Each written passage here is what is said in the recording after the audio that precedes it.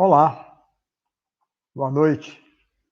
Estamos aqui mais uma vez para apresentar uma nova live, dessa vez fazendo uma regravação da live anterior, que foi perdida, foi removida e o YouTube não permite a recuperação de um vídeo que tenha sido removido. Eu, por engano, removi e as pessoas, algumas viram, perto de umas 60 pessoas conseguiram ver, mas outras que entraram depois do momento que eu removi, não conseguiram. Então, em respeito a essas pessoas, eu e o Palmeirinho vamos gravar uma nova live no mesmo tema. Não vai sair 100% igual, mas vai ser bem parecido, e para que fique registrado, guardado lá no YouTube. O tema é a oração perfeita. Depois que nós fizemos a live e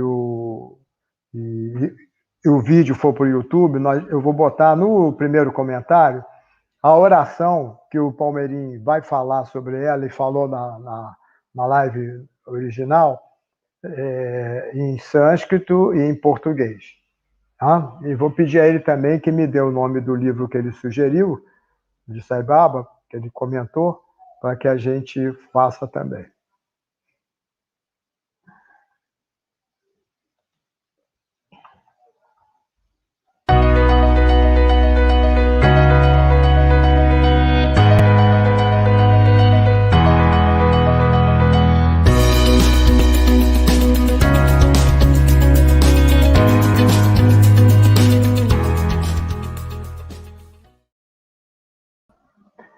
Então, estamos regravando essa live, a oração perfeita, com o nosso querido professor Palmeirinho, um irmão, um amigo querido nosso. Vamos botar ele na tela. E vamos fazer, tá nas mãos de Deus, que a gente faça o mais próximo possível do que foi feito da outra vez. E nós começamos da outra vez, na primeira vez, provocando o assunto com o Palmeirinho, que se existe uma oração perfeita, se é importante orar, porque a gente sabendo que os resultados na nossa vida decorrem muito do karma, por que faria sentido orar? E já emendando, e qual a importância de orar? Aí você responde, Palmeirinho, explica, professor, na ordem que você quiser. Achar melhor. Ok. Então, vamos fazer o on, né? Vou entoar o on, isso. Tá bom.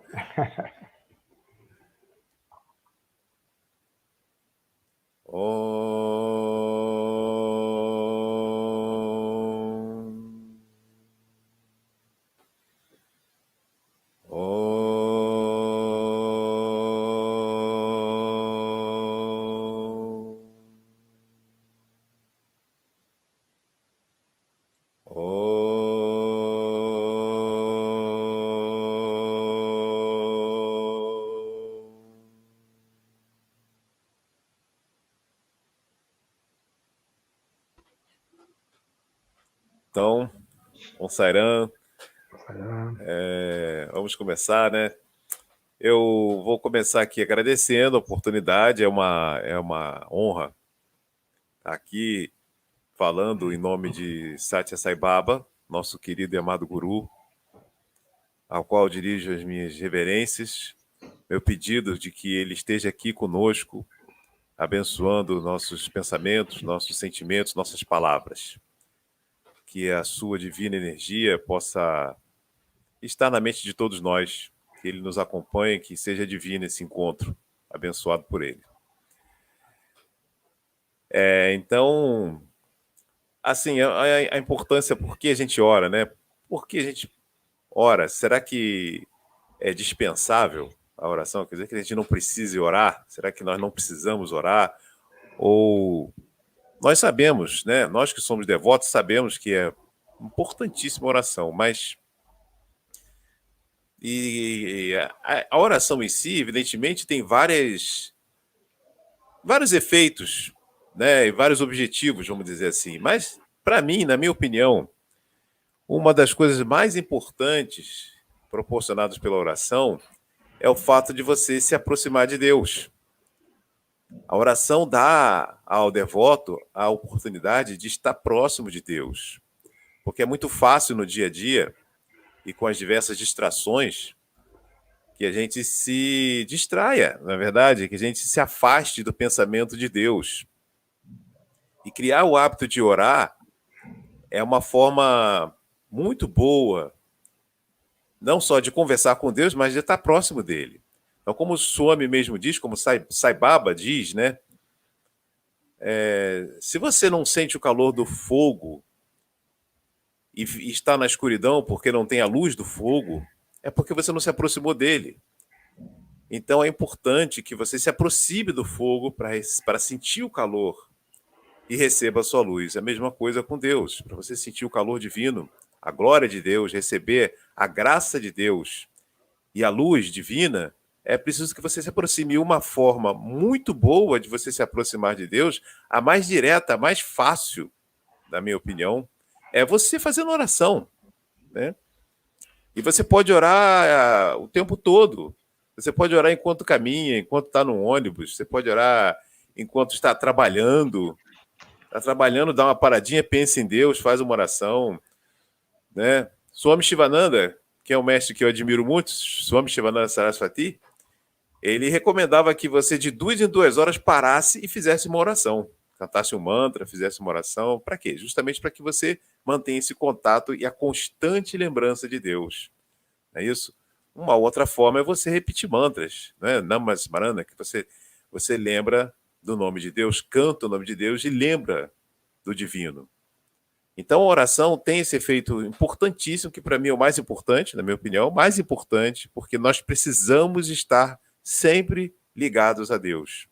Quanto mais próximos de Deus, mais próximos da luz, mais distantes da escuridão.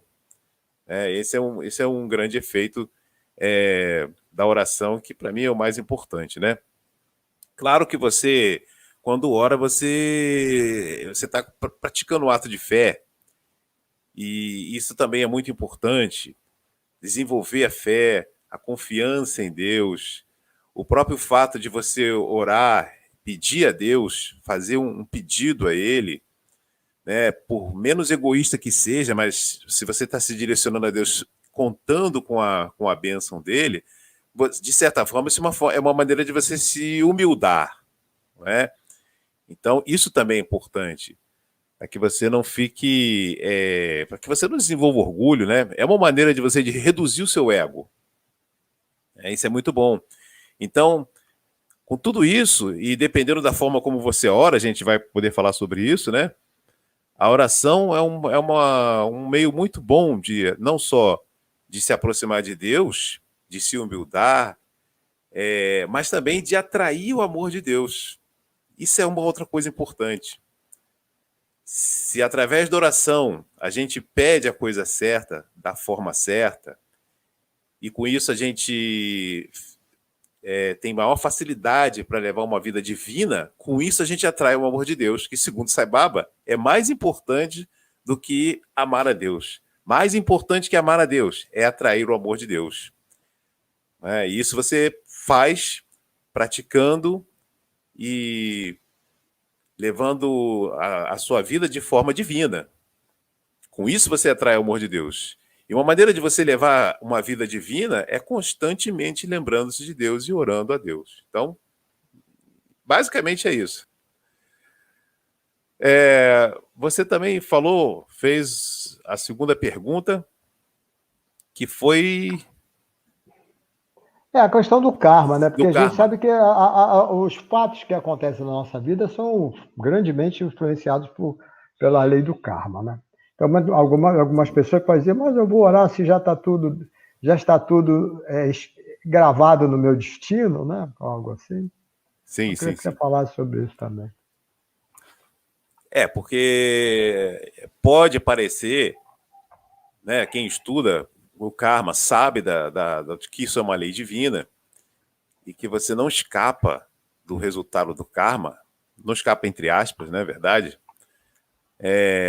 Então a gente pode ficar na dúvida, mas se tudo é resultado do karma, então orando ou não, o karma tem que ser cumprido, não é? Mas isso não é verdade. Ou seja, a nossa vida não é sempre um resultado inescapável da lei do karma. Não é sempre assim. O Swami já deu vários exemplos disso, e ele mesmo já falou que existe uma coisa muito importante, que é a graça de Deus, que pode, de certa forma, interferir, ou de certa forma não, que pode realmente interferir no karma. Então, a oração é um meio de você lidar com essa lei do karma, não é? Senão também não faria sentido a oração. Então, por exemplo, se você, no nosso dia a dia, na nossa vida, quando nós queremos alcançar qualquer coisa, um objetivo, quando a gente tem um propósito, 3 coisas são importantes.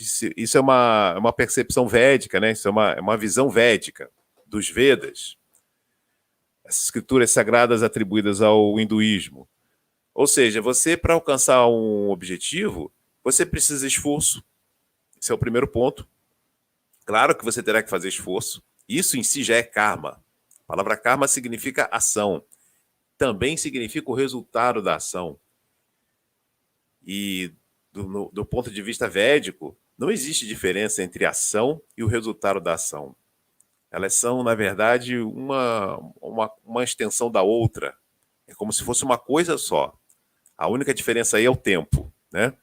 Mas você precisa do esforço, que é o karma, precisa de um segundo elemento, que é o tempo, né?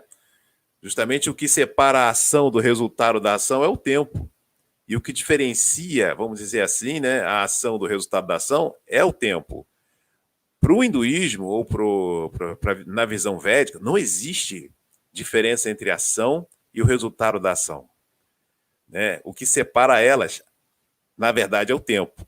Então, esse segundo elemento é o tempo. Agora, existe um terceiro elemento, que é a vontade divina, ou a graça divina, ou o imponderável. Por exemplo, se você resolve plantar, você tem que semear, tem que molhar a plantinha, tem que cercar a planta quando ela começa a crescer, e você precisa aguardar. Então, primeiro você faz o esforço, depois você aguarda para que depois venha o fruto.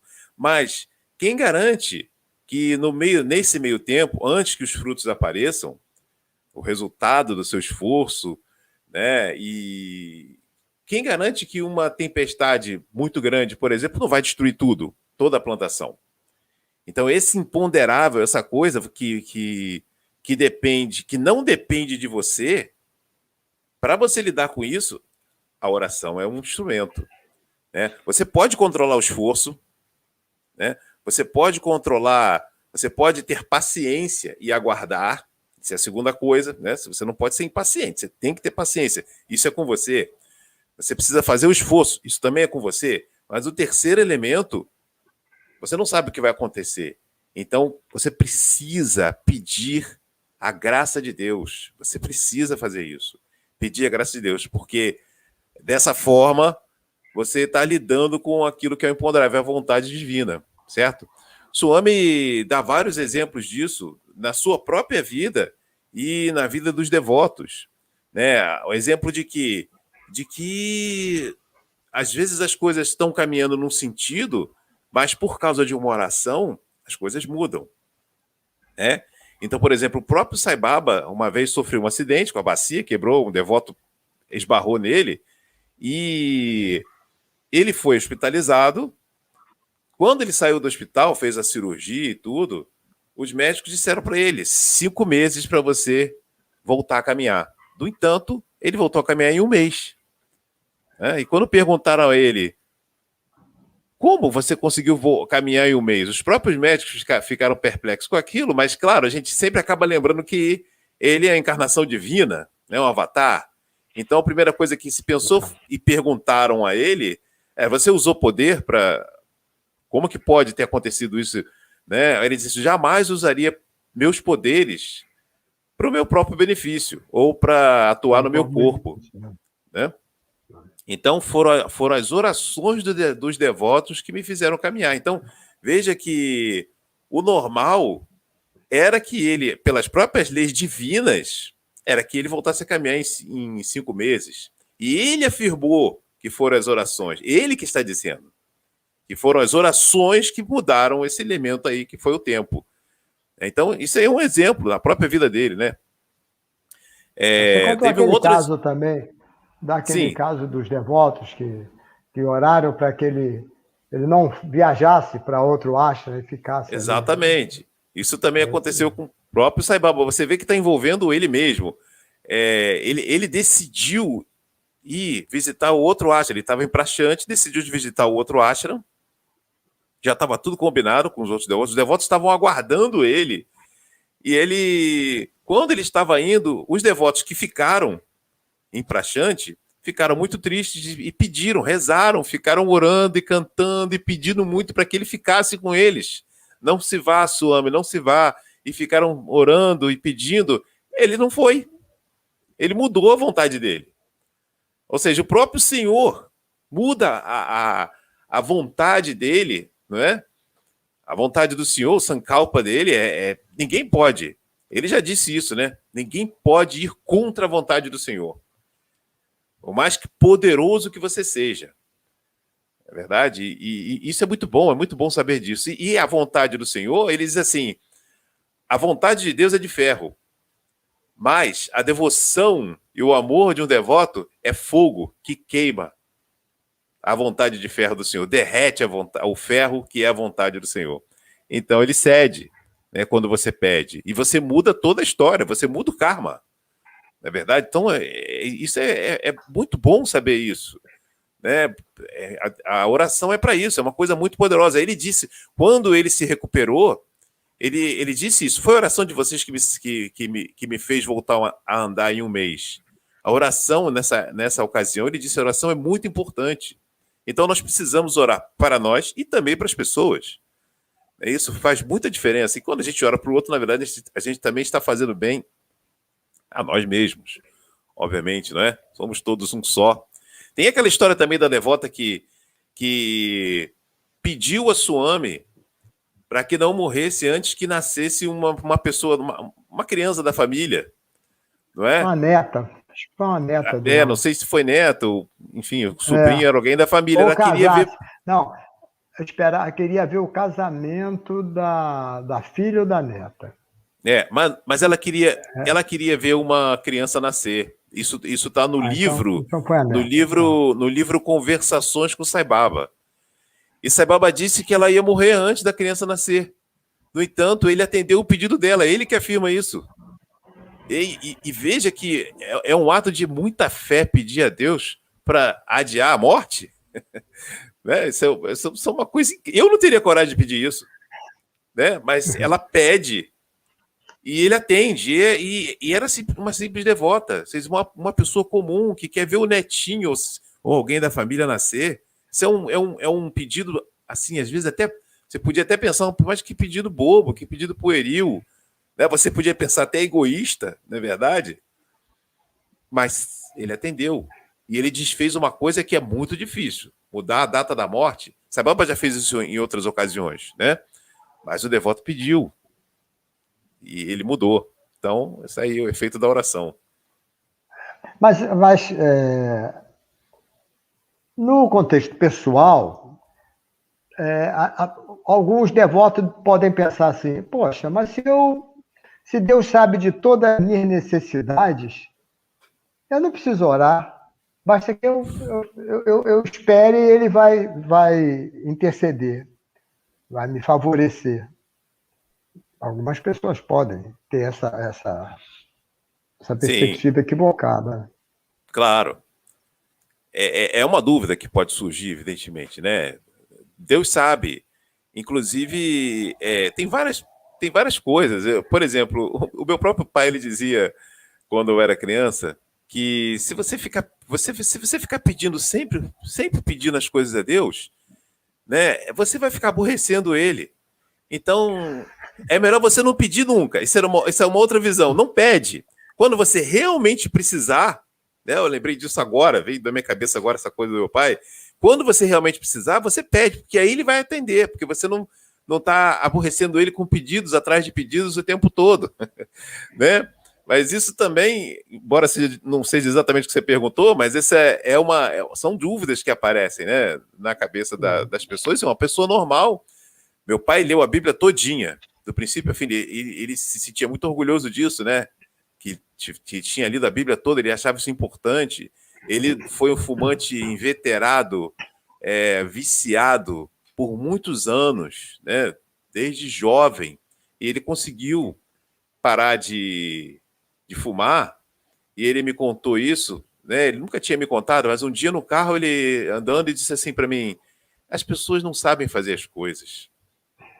Por que não pede a Deus? E meu pai não era uma pessoa religiosa. Mas ele disse assim: eu não conseguia parar de fumar de jeito nenhum. Mas um dia eu parei, fechei os meus olhos e pedi: Senhor, me ajuda a parar de fumar. Ele disse que pediu isso. E só foi assim que ele conseguiu. Ele já tinha tentado outras vezes, né? E você vê que, né, uma oração fez isso. Tem também uma moça, uma devota, eu vou voltar à sua pergunta, mas teve uma devota que uma vez... Isso até já faz parte da resposta que você está falando, né? Ele sabe tudo. Ele não só sabe tudo, como ele ouve tudo.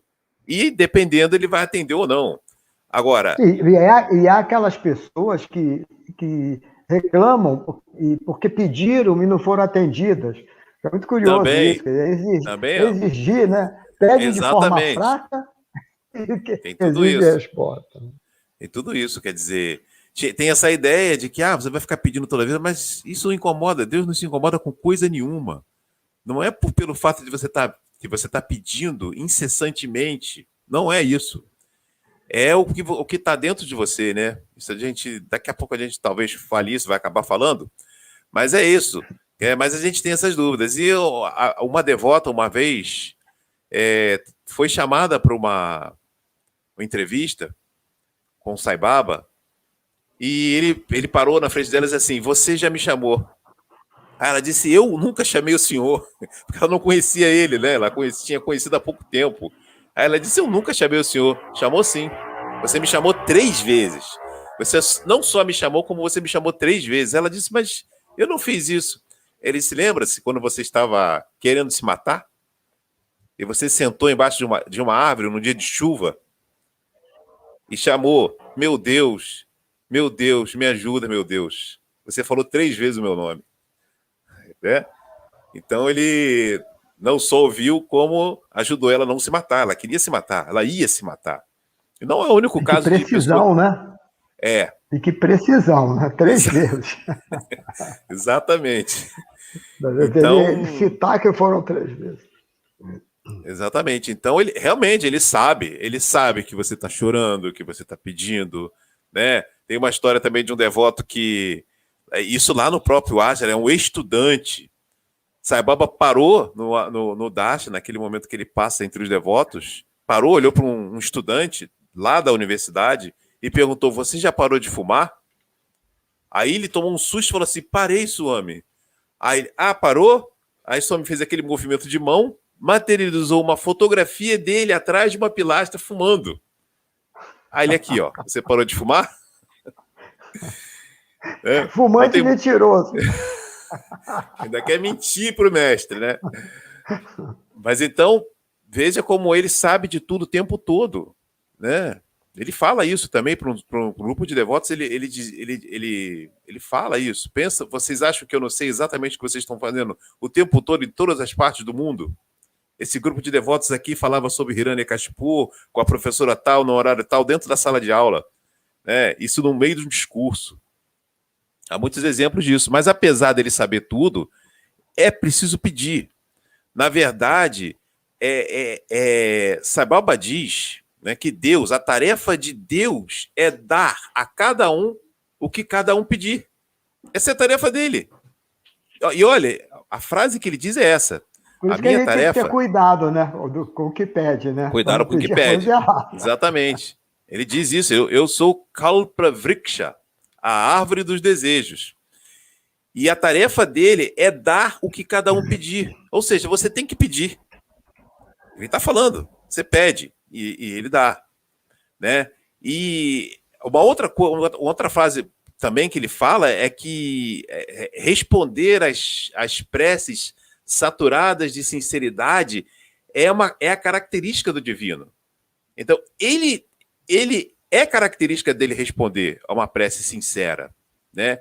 E atender os pedidos de quem pede. Isso é uma característica dele. Então, tem que ser feito. Hislop, aquele autor, né, que foi o Hislop, foi, se eu não me engano, presidente de um centro-sai da Califórnia, se eu não me engano. Eu não sei o estado, eu sei que foi o primeiro lá nos Estados Unidos, ele era muito próximo de Sai Baba, né? Então, esse Hislop escreveu vários livros, né? Inclusive além de Conversações com Sai Baba, que é um livro sensacional, né? É um dos livros mais reveladores. Também.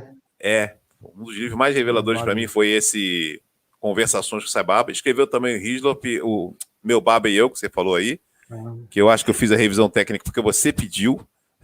Na época, né? Esse trabalho estava na minha responsabilidade, né? Eu acionei os amigos. Isso. Aí, nesse livro, ele conta que ele estava andando no carro e ele percebeu numa estrada, né, no carro dele, ele percebeu que em um certo momento vinha um carro em alta velocidade na direção dele e não dava mais tempo de desviar. Ele percebeu aquilo conscientemente e se entregou. Quer dizer, já era, né? E aí ele disse que ele viu o carro passando através dele. É como se fosse um fantasma. E aí ele não entendeu nada do que aconteceu, né? Como assim? O que foi que aconteceu? Mas quando ele encontrou com o Sai Baba depois disso, Sai Baba disse para ele que salvou ele daquele desastre, porque ele ia bater, mas deu uma bronca nele, né? Uma bronca divina. E perguntou a ele, por que você não me chamou? Por que você não pediu a minha ajuda? Você simplesmente se entrega? Não pede a minha ajuda? Você tinha que pedir. Ou seja, Deus quer que você peça. Ele está ali para isso. E você é um devoto, você tem que pedir. Ele dá esse exemplo também no livro Rosas de Verão, né? Que a mãe sabe que a criança precisa mamar, mas ela só dá quando a criança pede, quando chora. É isso. Então é a mesma coisa, ele diz, Deus é a mesma coisa, ele sabe sim o que vocês querem, mas você precisa pedir. Tem um caso, até rapidamente, para não atrapalhar você, tem um caso curioso com Hislop, não, foi com Goldstein, acho que foi com Goldstein, que no avião os terroristas sequestraram o avião, ele estava com a mulher dele, ele é judeu, né? Foi com Goldstein. Não foi Goldstein, não, não foi aquela Phyllis Crystal? Não, foi um judeu. O Goldstein então tá. é judeu. Então, porque teve com a Phyllis Crystal também um evento no avião. Os caras de metralhadora, não sei se chegaram a atirar, não sei, e não incomodaram o casal. Depois Sai Baba falou que intercedeu. Tá. Né? Mas eu não estou. Assim, minha memória não é confiável para eu afirmar detalhes, não. Mas eu pensei. Não, mas essa é uma outra história. Pensei que fosse uma outra que aconteceu com a Phyllis Crystal. Essa é uma outra. Mas Palmeirim, deixa eu, antes de a gente continuar, deixa eu pedir às pessoas que vão ver esse vídeo, que elas se inscrevam no canal e deem o like ali no dedinho, assim, clica, para a gente aumentar a visibilidade do canal, porque nós temos muita coisa boa ainda pela frente para trazer. Nós temos na nossa programação Mário Lúcio, Wílito, Moacir, Vitor Hugo, Télio, temos a própria Verônica, Isamar, Regina Matias, cada um com um assunto importante e interessante. Então, é bom que as pessoas se inscrevam. Mas, Palmeirim, vamos falar da oração perfeita, que é o tema da nossa. Você tinha perguntado também. Live. Você tinha me perguntado também, eu acho importante falar, que por que Deus não atende nossas orações, né? Isso é, isso aí é verdade. Isso acabou é fundamental. É porque aí depois ele você sabe já tudo. emenda na oração perfeita. Sim, Depois você já emenda na oração perfeita. Claro. Porque Deus sabe tudo, né? Ele. Você vê como é engraçado. Se ele sabe tudo, e se ele quer que você peça, não é isso que eu acabei de falar? E se ele está ali para isso, não é? Ele mesmo diz isso, que ele é Kalpa Vriksha, a árvore dos desejos, ele tem ali a característica de Deus é essa, é atender os pedidos. Por que ele não atende pedidos? Alguns pedidos, não é verdade? Essa é uma dúvida, uma pergunta, né? Baba, uma dos motivos, né? Uma das causas de Deus não atender o pedido é endereço errado. Ele que chama disso, né? Ele chama de endereço errado. Você endereçou a sua carta de maneira equivocada. Você mandou a carta ou o pedido para o endereço errado. Então, por isso não foi atendido. Não chegou a quem deveria chegar. É isso ele fala nesse livro maravilhoso, né? Que é esse livro aqui do O Fluir da Divina Graça de Satya Sai. Esse livro aqui é uma... Vou pedir depois, eu vou escrever, eu vou botar no primeiro comentário, além da oração, o título desse livro, para as pessoas já também saberem. Tem um capítulo aqui desse livro que é só sobre oração, né? Eu dei uma lida antes de vir, evidentemente. E ali ele fala sobre isso. Quer dizer, uma coisa que para nós aqui ocidentais é um pouco estranho, né? É esse tema de endereço errado. Como assim endereço errado? O que significa isso? Ou seja, o Swami diz que Deus criou o universo e ele, sim, colocou seres, né, responsáveis por cada, vamos dizer assim, departamento da vida dos seres humanos ou cada situação da humanidade ou do universo. Existem seres responsáveis por determinados setores do universo ou determinados setores da vida dos seres humanos, da vida dos animais, de tudo. Né? Assim como um rei que tem pessoas responsáveis por cada setor do reinado. Né? E os pedidos devem ser feitos a eles, e não diretamente ao rei. Então, Sai Baba diz que exatamente isso que acontece com a criação. Deus, apesar de ser uno e ser onipresente, ele faz sim essa separação na criação. É óbvio que a gente sabe que Deus é um só, mas o mundo ele é um mundo de dualidades e de multiplicidade. Assim Deus criou o universo, né? Pelo seu próprio amor. E nesse mundo de multiplicidade que nós vemos e vivemos, cada setor tem um responsável, sim. E são eles que respondem por essas áreas. Então, se você, por exemplo, faz um pedido de uma determinada área, esse pedido tem que ser endereçado à pessoa certa, aquele responsável por aquela área. Né? Por exemplo, se você quer ter saúde, você tem que pedir a Súria, que é o Sol, o Deus Sol, se você quiser chamar, o que é muito estranho para a gente, né? Algumas religiões aqui no Ocidente abominam essa ideia, né? Do Deus Sol. Mas a pessoa pode não acreditar, mas o fato é que o Sol é um ser, ou um ente, vamos dizer assim, né? Você pode chamar do que quiser, chame de Deus, chame do que for, mas ele está ali com uma função. A mesma coisa é a Lua. Deus, Sai Baba já falou sobre o Sol, sobre a importância do Sol, que é o Karma Yogi perfeito, não é? Porque ele trabalha sem parar, jamais, nunca para de trabalhar. Quem é a pessoa que trabalha sem parar jamais? Ele não dorme, ele não para de trabalhar, não é? E suporta um calor que nenhum outro ser suportaria, tanto que ele é único. Tudo isso para o benefício da humanidade, né? Então, é uma entidade, é um ser, né, que dentro do hinduísmo eles chamam de divindade. E esse ser está cuidando, sim, da energia, da força e da saúde dos seres humanos. Acredite você ou não. Né?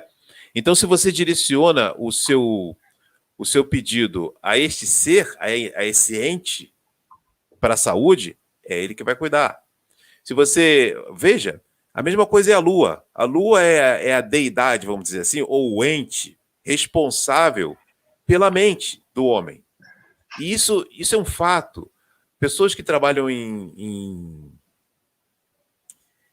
locais onde pessoas têm problemas mentais sabem que, de acordo com a Lua, o comportamento muda. A Lua tem uma influência direta na mente das pessoas. Ela é a deidade regente da mente. Hã? E tem nas marés, né? Que é assim, uma coisa Exatamente. física, né? Mas... Exatamente. Ela está ali. Aquilo é um ente, foi criado por Deus, e ele está cumprindo uma função. A mente tem influência da Lua. Não só a mente, as sementes e as ervas medicinais também têm influência da mente. São palavras de Sai Baba, nesse próprio capítulo desse livro. Ele fala isso. Né?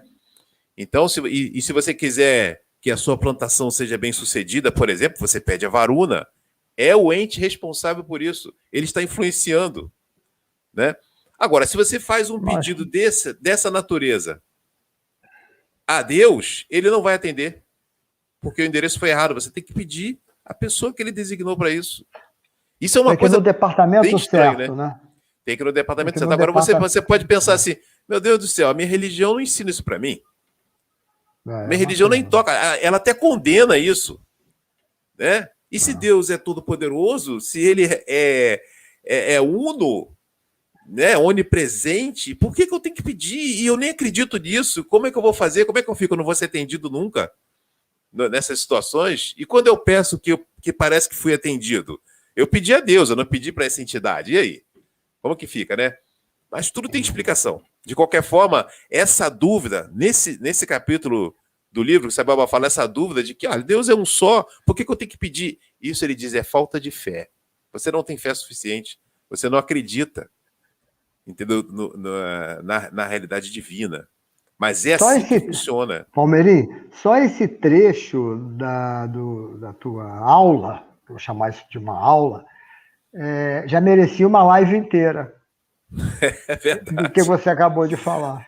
Eu já estou até falando muito, né? Mas enfim, Nós estamos chegando ao final. Eu preciso que a gente. Eu vou resumir aqui. Feche com a questão da oração perfeita.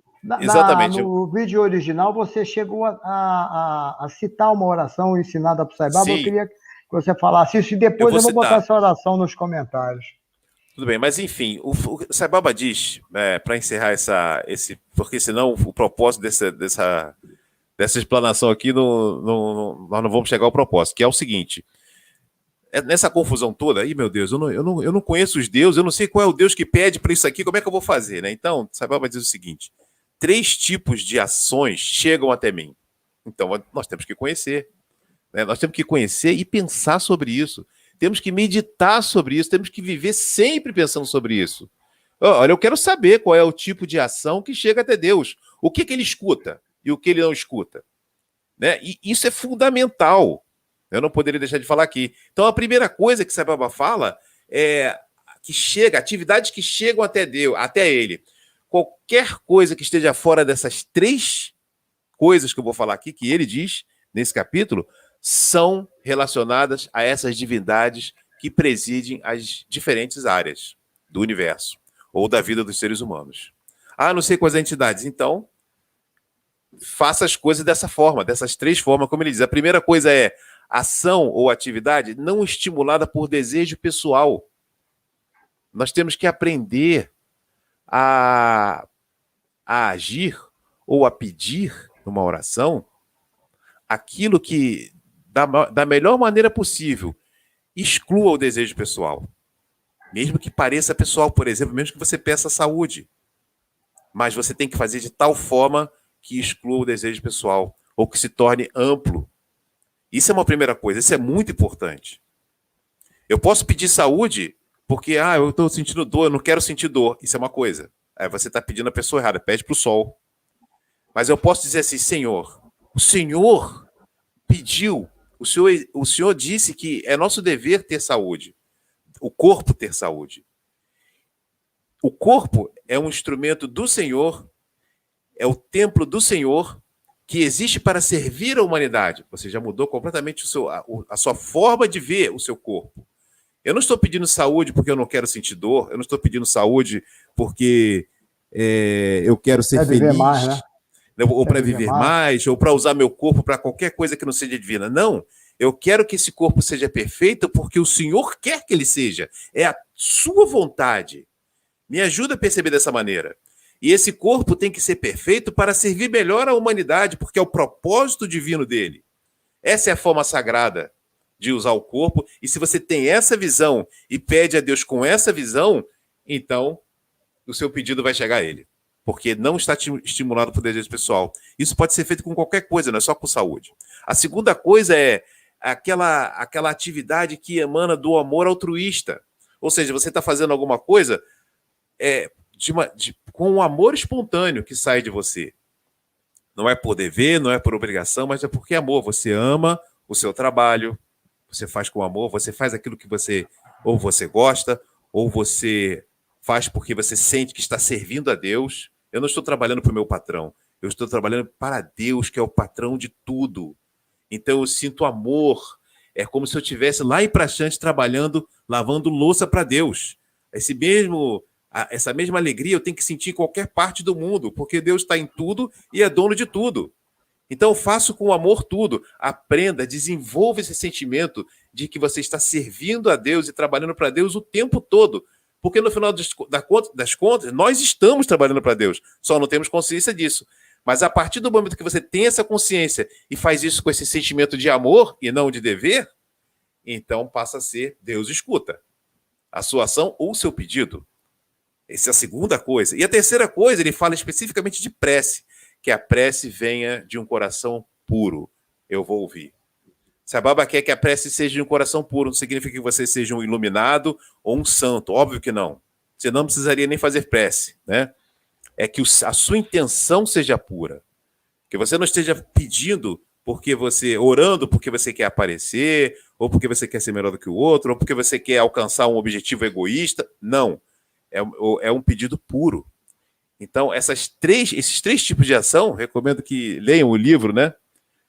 Que são escutadas por Deus. Fora isso, você mandou para o endereço errado, amiguinho. A sua atitude é que vai determinar isso, mesmo que pareça, vamos dizer assim, egoísta. E, agora, você falou a prece, realmente, a prece perfeita, né? Sai Baba fala... A oração perfeita, né? Porque a oração você perfeita, tinha citado uma oração verdade. que ele ensinou, né? Sim. A oração perfeita, obviamente, vai ter que ser assim, pura e sincera. Pura e sincera. Com o mínimo de egoísmo. Ela tem que ser altruísta. Nós temos que desenvolver essa capacidade. Com o tempo, você aprende a fazer isso, né? Leia a mensagem de Sai Baba, a mensagem das Escrituras. Aprenda o que é vá montando a sua própria oração. Mas perguntaram a Sai Baba, um devoto perguntou a ele, fale uma oração bem curta, que seja a mais completa possível, e curta. Aí ele disse, Sai Baba falou em sânscrito, né? Essa oração, que é uma oração famosa, conhecida, que é Anaya Sena Maranam, Vinada Inena Jivanam, Dehante Tavasani Dhyam, Derime Parameshwara. Significa que na hora da morte, que eu não sofra. Já parece uma coisa egoísta. E já começa falando de morte, né? Muito engraçado, sabe? A gente não quer nem ouvir falar em morte, não quer nem tocar nesse assunto, mas a oração já começa com esse tema, não é? E pede para não sofrer, que parece uma coisa egoísta, né? Então, Anaya Sena Maranam, que na hora da morte eu não sofra. Segundo, que eu possa levar a minha vida, engraçado que ele começa com a morte, depois é que ele fala da vida, né? Que eu possa levar a minha vida sem depender das pessoas, sem que eu passe necessidade, sem que eu seja um peso para as outras pessoas. Esse é o segundo pedido. E o terceiro pedido é que quando eu morrer, voltou a morte de novo, né? Terminou com a morte de novo, começou com a morte, terminou com a morte. Quando eu morrer, que eu veja somente o Senhor. Essa oração é divina, porque você, para morrer vendo só o Senhor, não viu mais nada, só o Senhor, você levou uma vida divina. Essa oração ajuda você a pensar na morte. Uma das técnicas védicas de levar a vida espiritual é pensar sempre na morte. Swami Shivananda dizia isso. Pense sempre na morte. Essa é uma das coisas. Ele falava, espiritualize todas as suas atividades. Isso é uma coisa. Torne tudo divino. Oferecendo a Deus, tudo. Uma outra técnica é pense sempre na morte. Então, Sai Baba falou isso. Faça sempre essa oração. Bem resumida. Você vai pensar na morte. Pedir para não sofrer na morte não significa que você não vai sentir dor, mas que se você quer esse tipo de morte, então leve uma vida divina. E mesmo que você sinta dor, até Jesus sentiu dor na morte, né, gente? Por que eu não vou sentir porque eu sou bonito? Né? Não é isso. Você tem que entender o significado espiritual, a grandeza da oração. Né? Ainda que eu sinta dor, eu não vou sofrer. Porque a graça de Deus, Sai Baba diz isso, a graça de Deus faz isso. Mesmo que você esteja passando pelo seu karma, que seja um sofrimento, você não sofre. É isso que você tem que saber. Né? Atrair a graça de Deus. E pedindo essa oração sempre, com essa consciência, ele escuta e ele atende. Eu conheci um médico que pediu a vida inteira. Vou encerrar. Eu conheci um médico que ele era um médico de pele, né? Dermatologista. Ele pediu, e eu era muito amigo da mãe, da esposa dele. E ele pedia todos os dias a Deus para morrer dormindo, sem sofrimento. Ele morreu dormindo, sem sofrer. Deus atendeu o pedido dele. Então é isso. Encerrei. Eu só queria fazer uma observação, só que quando o devoto pede a Deus para não sofrer na morte, significa que ele tem que trilhar um caminho de muito esforço e disciplina para que seja atendido dessa forma. Isso não virá de graça, naturalmente. Nós vamos ter uma live aí à frente em que o Irito vai falar sobre esse tema, exclusivamente sobre esse tema, e é imperdível falar sobre isso. Muito bom, estaremos lá. Bom, nós estouramos o tempo, já excedemos, mas eu justifico porque eu também falei demais no início, atrapalhei o teu tempo um pouco. Que nada. Então, esse vídeo vai ficar gravado, e agora na quinta-feira, que é o dia 3 de junho, nós vamos ter o Vitor Hugo, jovem Vitor Hugo, falando sobre a experiência dele pessoal com Sai Baba.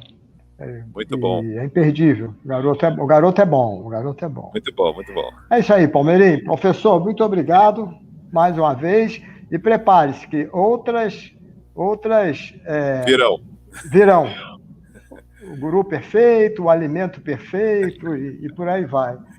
Lá para julho, assim, a gente vai estar junto de novo com o professor Palmeirinho. Por gosto pessoal, toda semana ele falaria comigo aqui. A gente conversa muito. Então é isso aí. Um abraço, até quinta, ou eu não sei quando é que vocês vão ver o vídeo. Até a próxima. Tairã, faz o Om Shanti Shanti, Palmeirinho, por favor, para a gente encerrar.